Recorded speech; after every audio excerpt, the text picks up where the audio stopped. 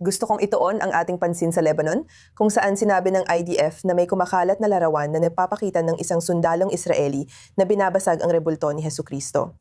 Totoo po ang larawang ito.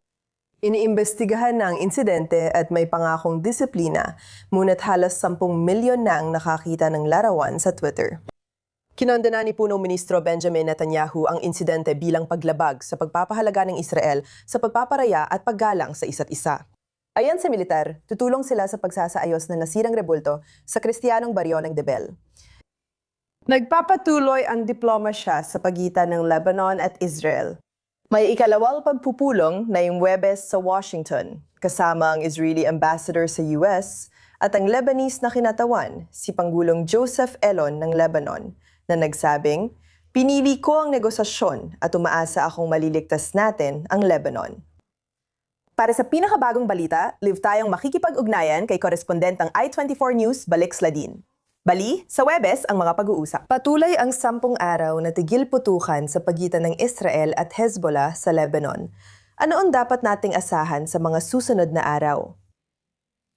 Isang diplomatiko mula sa Lebanon ang nagsalita sa El Jumhuriyah Pahayagan tungkol sa pamahalaan ng Lebanon. Mayroong pagkiling na palawigin pa ang kasalukuyang tigil putukan, ang kasalukuyang tregwa, sa katunayan, ang pansamantalang tigil putukan, at gawing permanente ito. Sa huli, ang layunin ng pamahalaan ng Lebanon ay matigil ang pambobomba ng Israel at magbukas ng panibagong negosasyon, na sa tingin nila ay makakamit nila ang hindi nila nagawa nitong mga nakaraang taon na siyang tigil putukan at ang pag-atras ng Israel mula sa tibug ng Lebanon.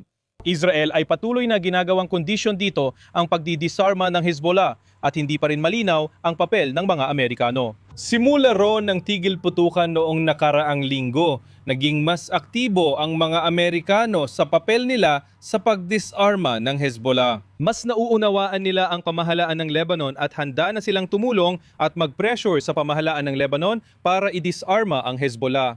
Sa kabilang banda, hindi pa natin nakikita kung ano talaga ang handang gawin ng mga Amerikano dito o kung ano talaga ang mga pagbabagong mangyayari dito. Nakikita natin ngayon ang mga hinihingi at pahayag ng Hezbollah na muli nilang sinasabing hindi sila handang magdisarma. Narinig yon mula sa isa sa mga miyembro ng pampulitikang pakpak ng Hezbollah sa parlamento ng Lebanon na nagsasabing walang sinuman sa loob o labas ng Lebanon ang kayang magdisarma sa Hezbollah.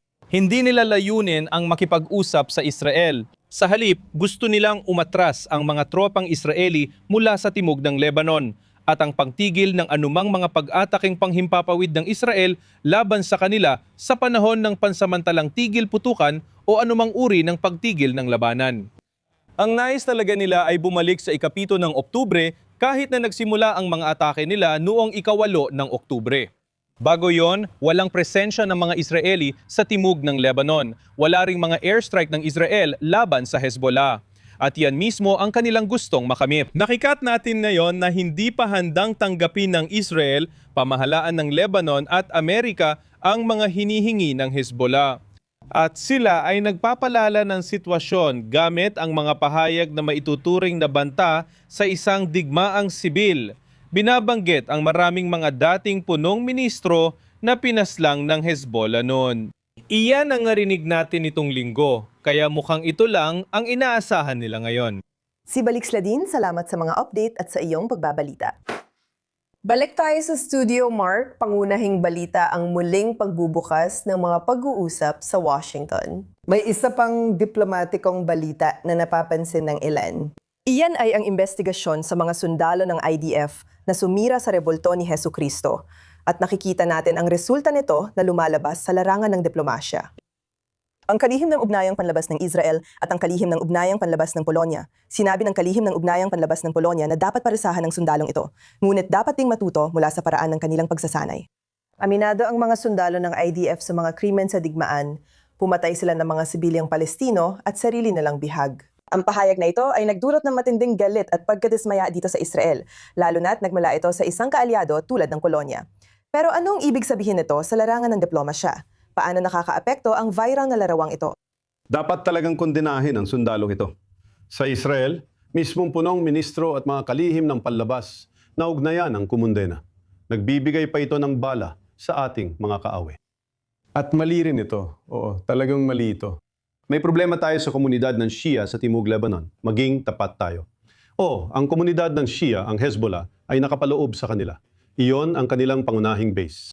Hiniling namin sa mga Shiite dahil sa labanan na lumikas mula Timog Lebanon para sa kanilang kaligtasan. Na hindi sila dapat madamay sa gitna ng putukan. Hindi sila dapat gawing panangga ng makinaryang militar ng Hezbollah.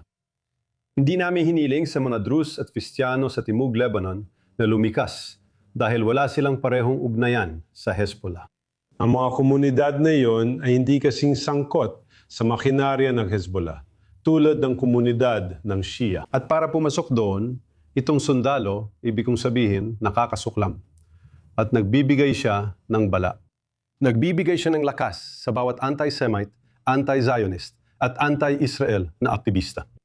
Sana matagpuan nila siya. Sigurado ako mahahanap nila siya at paparusahan siya. Sinabi ni Israel na itatayo muli ang monumento. Pero alam mo, sabi ng iba, alam mo, kung may magtapon ng bato at mabasag ang bintana, 1 segundo lang mababasag ang bintana, pero matagal bago mapalitan ang bintana. Nagawa na ang pinsala. Ang mahalaga, inilayo ni Israel ang sarili, kinundena ang nangyari at tilinaw na hindi ito ang Israel. Itong sundalo sa Lebanon, problema dahil suot niya ang uniforme ng IDF, pero hindi siya kumikilos para sa Israel at didisiplinahin at paparusahan siya dahil dito. Sige, ganito rin ang nakikita natin sa iba't ibang otoridad. Bagamat ipinatupad na ang tigil putukan sa Lebanon ilang araw na ang nakalipas, patuloy pa rin gumagalaw ang mga sundalo ng IDF sa timog bahagi ng bansa. Si Angelo Mitak ng channel ng I24 News sa Hebrew may dagdag na impormasyon.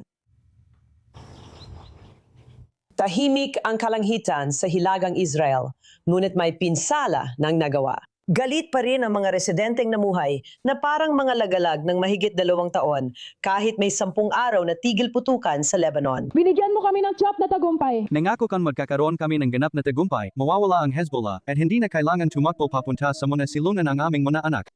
Bakit may halos 5,000 apartment pa rin sa lungsod na walang proteksyon? Pinanggununahan ng alkalde ng Kiryat Shmona ang protesta ng mga residente mula Hilaga sa harap ng Embahada ng US sa Jerusalem tutol sa tigil putukan at iginiit na banta pa rin ang Hezbollah. Bakit ititigil ang IDF? Gusto ko ng seguridad para sa bahay at mga anak ko. Hindi makatarungan na palagi kaming bumabalik sa silungan kapag may labanan. Kailangan ko itong itigil. Negosyo ko at mga anak kong umaalis sa paaralan, hindi kami makausad. Mahigit 60,000 residente ng Hilagang Israel ang napaalis at nasira ang kanilang mga bahay at ari-arian dahil sa mga rocket at drone, habang ang iba ay nakabalik na sa kanilang tahanan. Dahil sa banta ng Hezbollah at Iran, hindi sila tuluyang makakapagpahinga.